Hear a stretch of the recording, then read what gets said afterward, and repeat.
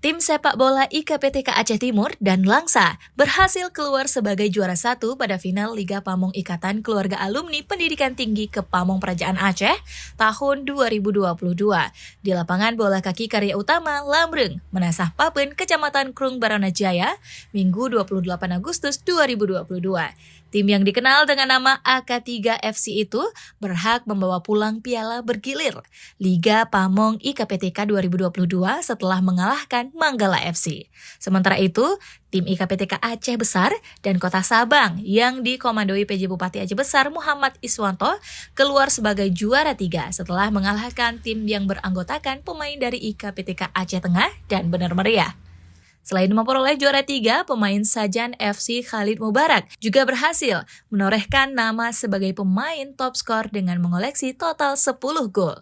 Sedangkan best player diraih Abdus Salam dari Manggala FC. Ketua IKPTK Aceh Irawan Pandu Negara dalam sambutannya pada sesi penutupan Liga menyebutkan pertandingan sepak bola para alumni itu digelar untuk mempererat silaturahmi antar alumni. Irawan mengucap selamat kepada para juara dan menyampaikan terima kasih kepada seluruh pihak yang telah membantu menyukseskan liga tersebut.